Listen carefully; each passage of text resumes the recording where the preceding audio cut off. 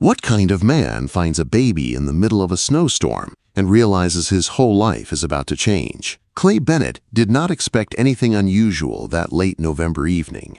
Snow fell from the sky in slow, heavy flakes, drifting down like cold ash over the Montana Territory. Twilight always came early out here, far from town, far from noise, far from anything that could stir the heart he had tried so hard to keep quiet. He pulled the reins gently as his mare, a calm brown horse he called Maple, suddenly stopped at Bennett Creek. Her ears pinned back and her breathing shifted. Clay squinted through the white veil of falling snow, confused at what the horse sensed. Nothing moved. Everything was still. Then he saw it. A small basket sat half buried in the snowdrift near the bend of the creek. It was made of woven willow, the kind only patient hands could craft. Clay's heart jumped painfully in his chest as he stepped down into the fresh snow. The ground swallowed his boots almost to the knee as he pushed forward. He reached the basket and stared, breath freezing in his throat. Inside was a baby, a tiny infant wrapped in a shawl with embroidered letters he couldn't read in the fading light. Her lips were blue. Frost clung to her eyelashes. Clay guessed she was a girl, but it was hard to tell when she was barely breathing at all. She did not cry. The silence terrified him more than any sound could. Clay had not held a baby since the day his wife Sarah died. Their son had lived for only minutes in her arms. Clay buried them both under the cottonwoods behind the ranch and promised himself he would never let his heart open again. His hands shook as he lifted the infant. She weighed so little he feared she might slip away right there in his arms. "Come on now," he whispered. "Stay with me. Stay alive." He tucked her inside his coat, close to his chest, feeling how ice-cold her skin was. His own heart thudded wild and desperate. Maple seemed to sense the urgency and stepped fast as soon as he mounted. Snow buried the basket behind them, erasing all traces as if the world wanted to hide what had happened. "Guess you're my family now," Clay whispered into the icy wind. "I reckon God decided this, not me." The ride home was a blur of fear, wind, and prayer. By the time he reached his cabin, night had fallen, and the cold hit like a slap. His cabin was little more than one room with a stone fireplace, a small table, a narrow bed, and tools hung on the walls. He had let the fire die earlier, planning to stay in town for supplies, and now the room felt almost as cold as outside. The baby finally cried. The sound cut through the cabin like a knife, thin, weak, desperate. Clay scrambled for flint and steel, trying to spark a flame while snow still clung to his coat. His hands kept slipping. He cursed himself, the cold, everything. The baby's cries grew softer, weaker. "No," Clay breathed. "Not again. Not another one." He finally caught a spark, then smoke, then a tiny flame that grew into blessed warmth. He fed it wood until heat filled the room. He had no idea what to do next. He had delivered calves, stitched wounds on horses, even fought off a mountain lion once. But a freezing baby gasping for life? That fear shook him to the core. Clay remembered how Sarah used to warm milk for orphaned lambs. He searched hurriedly, found a small bottle, and poured goat milk from the cold box. He held it too close to the flame out of panic and yelped when he burned his hand. He tried again, slower this time, telling himself Sarah would be laughing at his clumsiness. When he tested the milk on his wrist the way Sarah used to, he whispered, "Please take it, please fight." The baby turned her head at first, crying weakly. Then hunger won, and she latched onto the bottle with surprising strength. Her little hands trembled against Clay's coat. Silence fell, soft and fragile. Clay blinked down at her, feeling something inside him shift in a way he didn't want to admit. She was burning with fever. Her breathing rattled wrong. Everything about her said she needed a doctor. But the nearest doctor was 6 miles away in the snow. He tried laying her on his bed. She screamed. He tried the chair. She screamed again. So he paced the cabin, rocking her awkwardly the way he had once seen Sarah rock their stillborn son. He hummed the old hymns his mother used to sing. Hours passed. Near 3 in the morning, the baby finally relaxed against his chest, small body curled into him like she belonged there. Clay didn't move, didn't breathe too loud, didn't dare break whatever miracle had settled over her.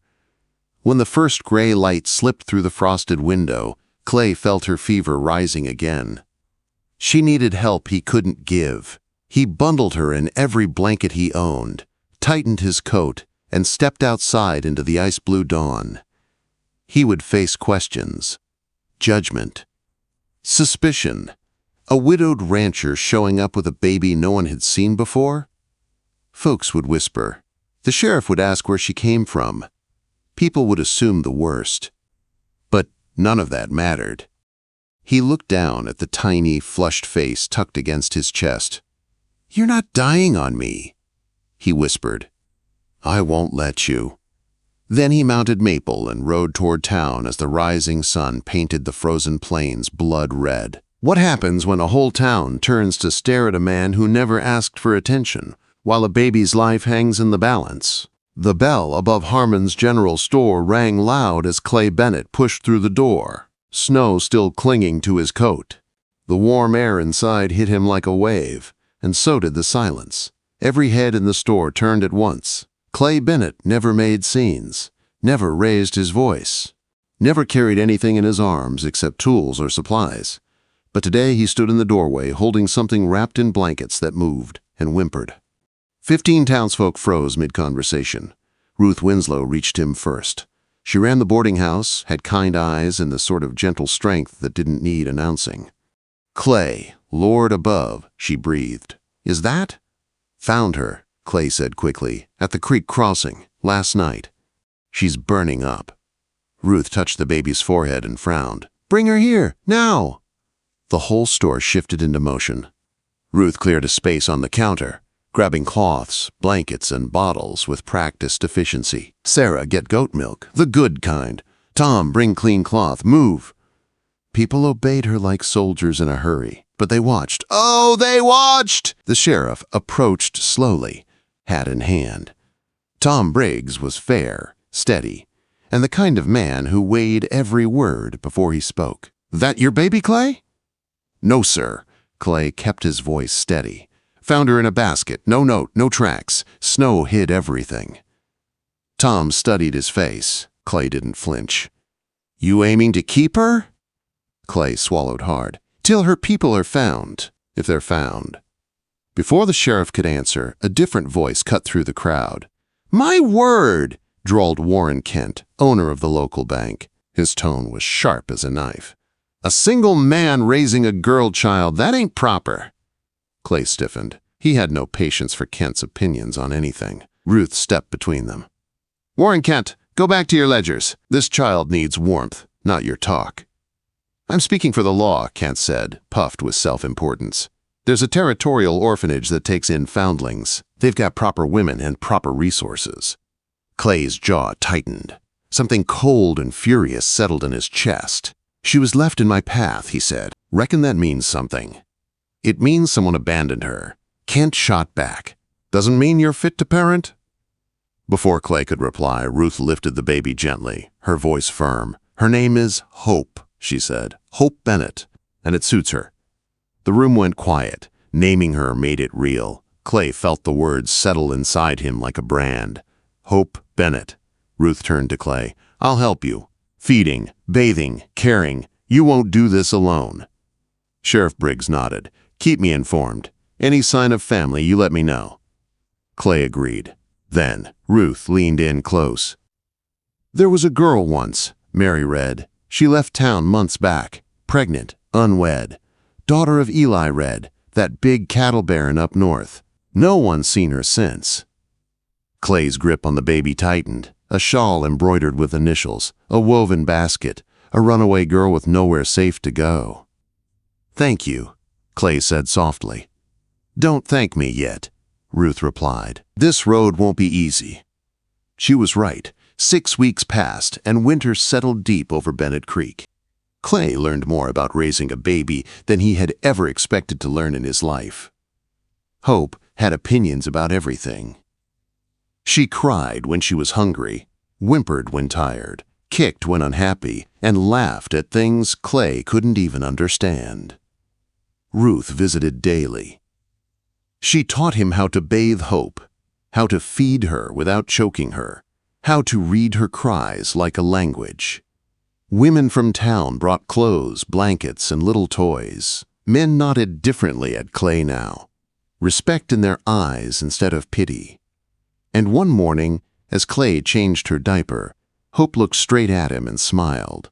Not a reflex, not an accident. A real, bright smile just for him. Clay froze. His throat burned. Tears came fast, hot, unstoppable. "Well now," he whispered. "Guess we're going to be just fine." That night, Ruth stayed later than usual. They sat by the fire, drinking warm coffee, Hope sleeping between them in her basket. "You were meant to find her," Ruth said. "Some things aren't accidents." Quote, their hands rested on the table, almost touching. Clay felt something he hadn't felt in years, warmth that wasn't from the fire. "I'm still learning how to be alive again," he said quietly. "Don't know about anything more." "I can wait," Ruth replied gently. "Hope's teaching you." Clay almost smiled. Everything seemed to be settling, until the letter came. It arrived from Denver, sealed with a lawyer's mark. Clay stared at it for days before opening it. When he did, the words hit him like a hammer. Mary Red was dead. Before dying of fever, she confessed she had left her baby with a good man on the Bennett Road. Her father, Eli Red, demanded the child be returned to his estate. Ruth read the letter twice, face pale. Clay read it again, hoping the words would change. They didn't. "He's got money, lawyers, claim," Clay whispered. "What do I have?" Ruth took his hand, her voice firm. "You've got every night you stayed awake with her, every fever you fought, every moment she cried and you held her. That's what you've got." Quote. But then Warren Kent walked in without knocking, his smile sharp. "I hear Red's coming. Best to give up the child now. A man like you can't win against a cattle baron." Clay stood, calm but dangerous. "Get out." Kent's smile widened. "You'll see reason." He left, but trouble stayed. Red would arrive in 1 week. 1 week until a rich man tried to take the only family Clay had left. And Clay wasn't sure love would be enough to fight money, power, and blood. "Love ain't nothing," Ruth told him. "It's everything." Clay held Hope close that night. Her tiny hand grabbed his shirt. "Whatever comes," he whispered, "I won't let you go." What does a father do when the world tells him he has no right to the child who saved his life? Eli Red arrived like a winter storm that did not ask permission. The town hall filled so tightly that even the windows fogged from everyone's breath. People whispered, stared, waited. Clay stood near the back, holding Hope close against his chest. Ruth stood beside him, steady as always. Sheriff Briggs called the meeting to order, but the moment Eli Red stepped inside, the air shifted. He was older, gray-bearded, and dressed in a coat worth more than Clay's whole ranch, but his eyes were sharp, cold, searching for the baby he believed belonged to him. He saw Clay holding Hope. "Bring her here," Red ordered. "No, sir," Clay said, calm, quiet, but firm. The entire room fell silent. Red stepped forward. "That child is my granddaughter, my blood." Clay held Hope a little tighter. "She's content where she is." "You have no legal claim," Red said, voice hard enough to crack stone. "Not a single one." Clay met his eyes. "I got something better than legal. I got every night she needed someone and found me standing right here." Red's 2 lawyers stepped forward. "Mr. Bennett, my client offers you $5,000 as compensation, a generous—" "She ain't trouble," Clay cut in. "She ain't for sale." A ripple ran through the crowd. Some folks nodded in agreement. Others stayed silent. more afraid of the cattle baron's power than concerned with what was right. Warren Kent jumped up, waving a paper. "Your Honor, I have a petition signed by concerned citizens who believe Clay Bennett is unfit to raise a girl child." Ruth stepped forward so fast she nearly bumped into him. "Unfit? Clay Bennett has done more for this baby in 6 weeks than half the fathers in this territory do in a lifetime." Kent stiffened. "He is unmarried, lives alone, has no woman in the home." "Then I'll be the woman in the home," Ruth snapped. "If that's what Hope needs." Clay looked at her, shocked, but Ruth didn't look away. Her eyes stayed steady. She faced the room. Hope needed warmth, and Clay gave it. She needed milk, he learned how. She needed someone to fight for her, and that's what he's doing right now. The room split, half on Clay's side, half on Red's. Eli Red stepped toward Clay again, nostrils flaring with old pride. "What can you give her that I cannot?" Clay did not even blink. A father who chose her, not a man who drove her mama into the cold. Red froze. The room froze. Even Hope stopped fussing. For just a moment, something broke inside the old man's eyes. Something cracked through the iron he carried in his chest. But only for a moment. "The judge arrives tomorrow," Red said stiffly. "We'll settle it legally." That night, the judge granted temporary custody to Eli Red. Clay had until dawn to hand Hope over. Ruth stayed with him at the cabin as the temperature dropped and the world outside turned quiet as death. "What do we do now?" Ruth whispered. Clay held Hope, rocking her slowly. "I give her every last minute I got." He fed her at midnight, changed her, memorized the shape of her fingers, the softness of her cheeks, the way she curled toward him like she knew he was home. Near dawn, he packed her basket, her clothes, her little toys, the embroidered shawl. Then he wrote a letter for her to read one day. "You were wanted every day. You saved me. You are my hope." When Eli Red's carriage arrived, Clay stood outside waiting. The nurse reached for Hope. Hope screamed. Not just fear, not just hunger, something deeper. She fought the nurse so hard the woman nearly dropped her. Hope reached for Clay, tiny hands grabbing at the air. Red took Hope himself. She screamed louder. Clay's eyes stung. He stepped forward, voice shaking. "What would Mary want for her baby, do you know?" Red froze. Clay repeated softly, "What would she want?" Red looked down at Hope, Mary's daughter, crying in his arms. His face crumpled. Tears slid down his cheeks, shocking everyone. Then the blizzard hit. Wind howled. Snow roared sideways. No one could leave. "Then we stay," Red said quietly. They spent 3 days trapped in Clay's cabin. Red watched everything. Watched Clay feed Hope, rock her, warm her tiny hands. Watched Ruth bring medicine in the storm.